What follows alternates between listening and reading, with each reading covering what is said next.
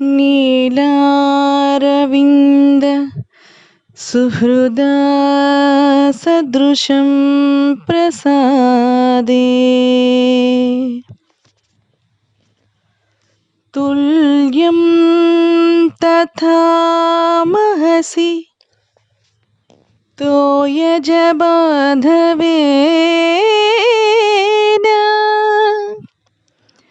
भ्रान्यां स्थितौ तु पितरं वटमूलवासम्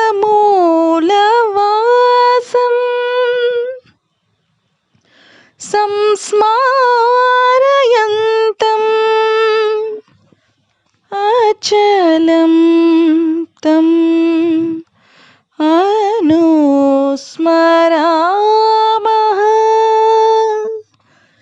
अचलं तम् अनुस्मरामः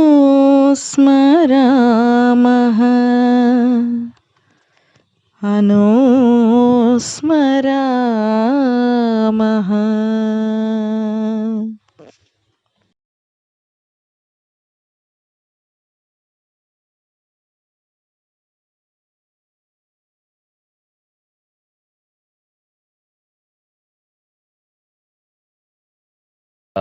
Namaste. Om Namo Bhagavate Sri Ramanaya. Om Namo Bhagavate Sri Ramanaya. Om Namo Bhagavate Sri Ramanaya. What a great day today. Before I begin my talk, first I would like to offer my sincere best wishes and congratulations to all the devotees and especially to Sri Lavanya ji, Karuji for bringing and spreading the teachings of Bhagavan through the platform of SAKET Ramana. What I love most about Sri Lavanya ji is his childlike innocence and purity that is from his heart, and his unflinching devotion of bringing this Bhagavan's teachings to as many people as possible. I wish him many more years of being able to bring to the world through online satsang, through SAKET Ramana, and I wish every one of you that the blessings of Bhagavan reaches the heart of each living being in this universe. So let me now begin my talk. So the first thing is, the topic of today is about my relationship with Bhagawan Ramana Maharshi. Bhagavan as I know him. But before I dive into that topic, let me give you a brief background of my spiritual practice. I don't know if everybody of you here know that I have come from a Kriya background, Kriya Yoga. It's a specific form of pranayama, of bringing the breath up and down into the spine, is stabilizing your life force and bringing it to your third eye, and then move into the upward direction towards Sahasrara, where one experiences the oneness with consciousness. So I was fortunate enough, blessed to have a Kriya Guru at the year 2002, and with his grace I continued to do my Kriyas very strongly, very fervently, very dedicatedly, consistently, almost many hours a day. You could say 3 to 4 hours I used to practice Kriya, moving the breath up and down my spine. I had wonderful and beautiful experiences with that, and I had a lot of support from my Kriya Guru also. One fine day, as I was sitting in meditation, doing my kriyas, and moving the breath up and down my spine, the breath stopped. My breath stopped in the area of my heart. And there was such a surge of extreme energy moving through my entire body and being. And I felt like I was going to explode into space, become one with it. And suddenly the area, the place, my asan where I was sitting for meditation just lit up into thousand sun radiance. And I could not find myself where I am, who I am. I felt this light is me. There was such immense happiness and joy filling my entire being. As I stayed there for some more time in tremendous bliss and joy, I had to eventually get up after a few, maybe after half an hour, 40 minutes. I don't know, it was timeless. I don't know. Maybe it was just 5-10 minutes, I don't know. But it felt like everything, there was just no awareness of time. Just me exploding into this oneness with space. When I called my Kriya Guru, he was very happy, he was very, very pleased with it, and he said that now your life is successful. Now, even if you have left your body, it is good, you have, you have got such a great attainment, but he said there is more to go, which I did not know. Of course, at that time, I said, what more could it be? But he said there is more, you have to just continue. Eventually, I felt that this oneness is I, who I am. This oneness is everything, every part of this world was a speck of me, and I was a part of this world. Felt everything, the trees, the oceans, the waters, the rain, the air, everything, the space, just felt like me. I felt that they are me, I am them. It's no separation between the two. Extreme oneness. Later I came to know that the experience was that of, in yogic terms, was of Kevali Kumbhak, which is retention of, automatic stoppage or retention of breath. And I was fixed here in my heart area. Now, having said that, there is where the mind plays its tricks. Every accomplishment and attainment feels like you can repeat it. You would want to happen it again, right? It is such a beautiful, because now there is no idea of suffering, because you have understood this is just oneness. Everything is one. Every person is you. You are one with everything. Every being is you. So you try to, the experience kind of dropped as a feeling in time, with time. Only the knowledge remained, the understanding remained, but the experience that I had when I was doing the Kriya at that moment of time, like a Samadhi experience, that Samadhi experience, feeling had gone, understanding was there, feeling had gone. So I called my Kriya Guru and I asked, and I told him, Guruji, it is not, why it is not happening? I am trying harder and harder and harder and harder, but it is not repeated. What is happening? And he said, don't worry, just continue, continue. And I continued for months, but I never got that satori, that feeling, the samadhi, the oneness experience after that. So there was some kind of dissatisfaction, though the knowledge was there, understanding was there, but it was experience. So it never came back to me. Unfortunately, my Guru, Kriya Guru, left in 2004. He left his body. And then I felt extremely vulnerable and abandoned by the world, because now what will I do? So I had a feeling of grief when he left. However, I remember what my Guru, Kriya Guru, had told me, that Kriya is your Guru.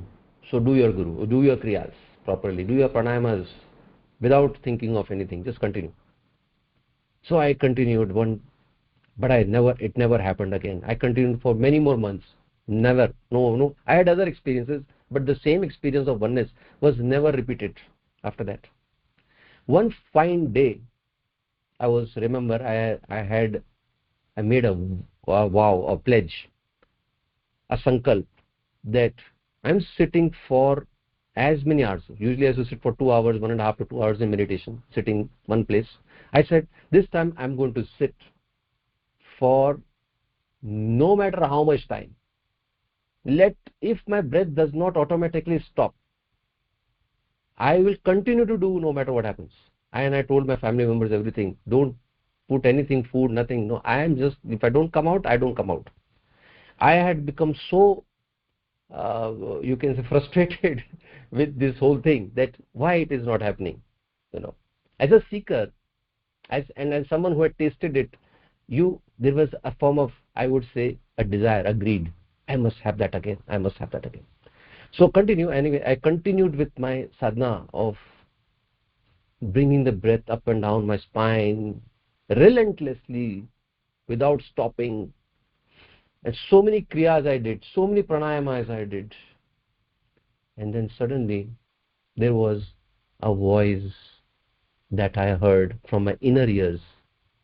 It was not a physical voice. It was like my inner ears were humming, were telling me something. And the words were, just be. Just be. I have goosebumps even now when I think about it, when I go through that. And there was, right now I'm feeling it, because that's what I experienced that time. And my entire cells of the body, that bliss, it was not an experience of oneness, it was just tremendous bliss in my heart. And I just suddenly dropped, surrendered all effort, and I just laid down and I just sat there for some time. What was it? What is it? Whose voice was this? Because I know it was not my Kriya Guru's voice, because I know his voice. It was something else. Was it the voice of my Atman? Was it Paramatma? Who was it? I don't know who it was. So after that, I got up from my seat, and then I called my friend and I asked him, I heard this. What is this? Who used to follow my teachings and my practices. So he said, have you heard of Bhagawan Ramana Maharshi? Because this looks like just be, could be an advice by him, maybe in his astral body. And I said, really? Let me just check out his books. What are they? And when I read those books, I read, some of these, Be As You Are, and the teachings, the collective works of Bhagawan Ramana Maharshi, the teachings of Ramana Maharshi, Who Am I? These books really, really, really stuck deep into me, that you are putting effort, but you're also attaching ego. The ego is one who's seeking an experience to be repeated again. If the experience is external to you, it cannot be you. This word stuck in my heart, and there was tremendous Paramananda, Ananda in my total satisfaction, and a sense of tremendous completion I had when I read those words. The thing is that most people today, in whoever are in existence today, are alive today, know Bhagawan Ramana Maharshi through his books. I was graced to know about him through his divine voice. I was just graced by him. And this brings to the chapter of grace and surrender. There are three things I believe are most important for a sadhaka, for a seeker. First, an intense desire, intensity. I must have a desire deep, more than anything else. I must have a desire to know the truth. Number one. Number two, I must put an effort towards accomplishing or attaining that desire. And third, I am a nobody. We are nobody. Everything will happen only through grace, through surrender. Bhagavan taught me what surrender is. Bhagavan taught me grace.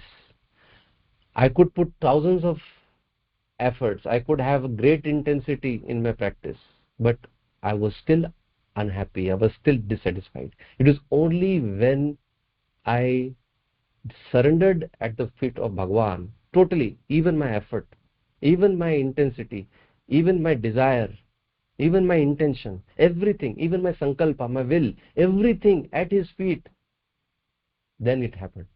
I would say 25% is your intention, 25% is effort, and 50% is Bhagwan's grace, or anybody who you believe. His grace is the most important part, I think, because surrendering of ego is not easy, especially when you start experiencing, having deep experiences in the spiritual world. Then the ego comes into play a lot. And that time, that's what I went through as an experience. So there's a difference between experiencing it and having and surrendering to something. That is my message today, to short message, because I don't want to go beyond time.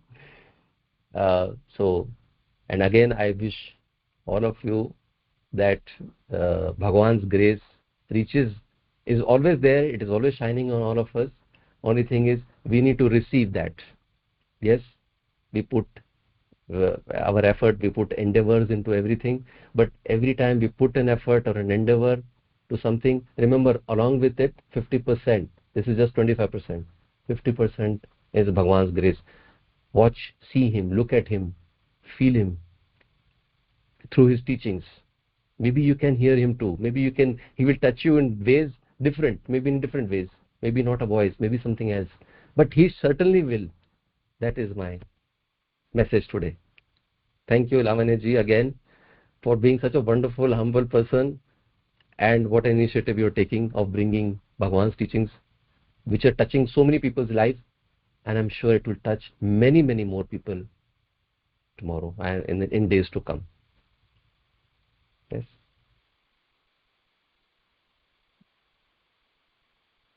Thank you so much, Rajiv Kapur ji. You have expressed beautiful words about satsang and the way we have conducted and still conducting. And you have given a brief account of how you entered Ramana Marga, how you were previously in Kriya Yoga. So this information will also motivate our our devotees to go further in Ramana Marga. So now I request Malini Vishwanath to say a few words by way of thanks.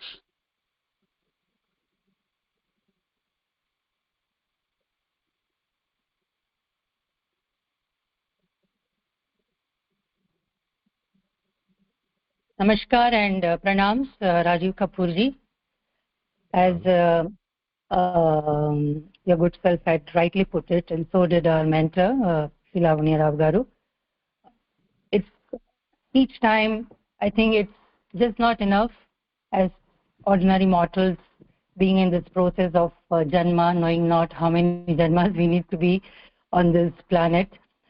I think the more we listen, the more it needs us to get reinforced into understanding that a seeker, as you rightly said, needs to first have an intent to seek that truth.